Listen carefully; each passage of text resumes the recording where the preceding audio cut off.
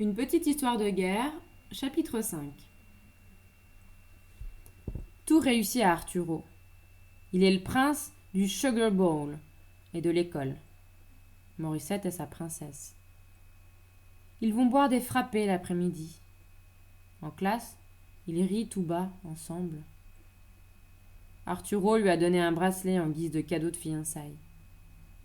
Il est en argent massif, noir, comme la décoration hitlérienne. Et je dois me répéter sans cesse « Jack Dalton Jr., tu es un imbécile !» Si je n'avais pas parlé de Morissette dans ma rédaction, elle serait encore ma fiancée.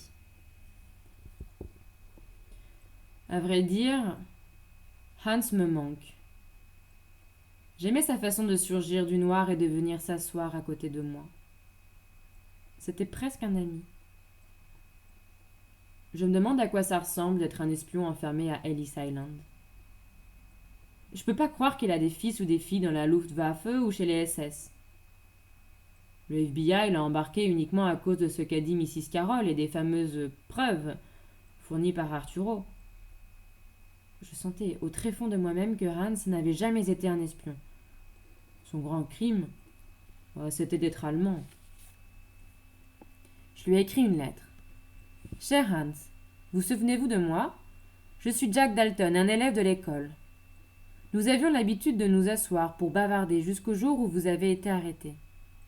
J'espère que vous ne vous sentez pas trop seul à Ellis Island. Je pense beaucoup à vous. Votre ami Jack. » Je n'étais pas sûre de l'adresse. Je ne connaissais même pas son nom de famille. Alors j'ai pris le risque. J'ai griffonné sur l'enveloppe « Le grand Hans de l'école Abraham Lincoln aux bons soins du FBI, camp d'internement d'Ellis Island. » Hans ne m'a jamais répondu. Arturo continuait à réclamer ses étoiles d'or. Mr. Franklin la regardait droit dans les yeux et lui a dit « Je n'ai pas entendu dire qu'on avait déclaré Hans coupable, hein, Mr. Fink. Et vous ?» À part cela, toute la classe a oublié Hans. Il aurait aussi bien pu être un autre cow-boy mort à battant. Seulement, il était allemand. Et puis il n'était pas mort. Maman a encadré la carte signée par Gary Cooper et l'a accrochée au mur. Des gens montaient chez nous juste pour la regarder. Pratiquement des étrangers. Et je me disais, bon, si nous devenons trop pauvres, si nous n'avons plus de tickets de rationnement, je pourrais toujours vendre l'autographe de Gary Cooper. Mais cela ne me réconfortait pas, parce que le couple avait mentionné papa et je n'irai jamais vendre papa, même avec une signature pareille. J'ai écrit quelque chose là-dessus dans la rédaction de la semaine, mais j'ai refusé de lire mon texte devant tout le monde. Mr. Franklin a eu l'air fâché. Ou peut-être était-il déçu par son Jack, parce que je suis le meilleur en rédaction, de toute la classe, de toutes les classes de l'école primaire. J'ai 16 étoiles d'or. Arturo, lui, il en a même pas 7. Mais lui, il a lu sa rédaction à la classe. Il y était tout le temps question de son père et de films. Il parlait de projecteurs, de caméras, de jardins remplis de faux objets appelés des accessoires. Si vous vouliez quelque chose pour un film, par exemple une dalle funéraire ou une chaise, il vous suffisait d'aller dans un de ces jardins, de signer un bon et la dalle était à vous pour une semaine ou un mois, suivant le temps du film en fait. J'étais jaloux d'Arturo. Pas à cause de sa rédaction. Arturo n'avait pas ma technique. Mais il est allé dans ces jardins, il a vu toutes les fausses chaises et les fausses dalles et moi, j'ai rien vu. Et pendant qu'il était au Sugar Bowl avec Morissette, un fantôme est entré dans l'école. C'était Hans. Il paraissait tout gris. Et il n'était plus aussi gros. Il n'a même pas dit bonjour à son copain Jack. Il a disparu au sous-sol. Mrs. Carroll n'a pas voulu faire le moindre commentaire sur le retour de Hans, qui a repris ses tâches habituelles.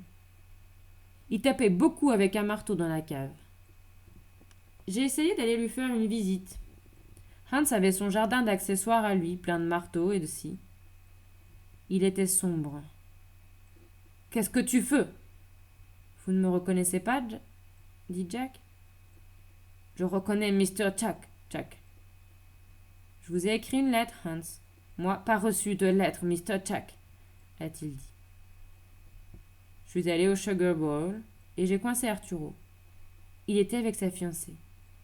Aux yeux de Morissette, j'aurais aussi bien pu être un lapin mort. Elle m'a même pas regardé. Arturo, faut qu'on parle. Plus tard, m'a-t-il dit. Nous faisons la liste des invités pour notre fête de fiançailles. Papa pense que le président pourrait venir. Arturo, j'ai dit tout de suite. Il a lâché son verre de frappé et m'a suivi jusqu'au rayon des bandes dessinées. Eh ben, Jack Dalton, vas-y, parle. T'as tout monté toi-même, hein, pour le gros Hans. La croix, tu l'as trouvée dans le jardin d'accessoires de ton père, hein, c'est ça? Qu'est-ce que tu veux dire? Demanda Arturo. Ben, la décoration, c'était un accessoire. Mais t'es fou, a-t-il dit. Ses yeux se sont mis à cligner. Il avait peur de Jack. J'aurais pu l'étrangler. Mais à quoi bon? Pour aller en prison après? C'est tout. Ça n'aurait pas rendu à Hans toutes les heures passées à Ellis Island, assis dans un coin pendant qu'on le prenait pour un espion. Arturo était mon ennemi.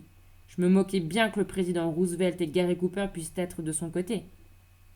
Je suis sorti du Sugar Bowl en claquant la porte.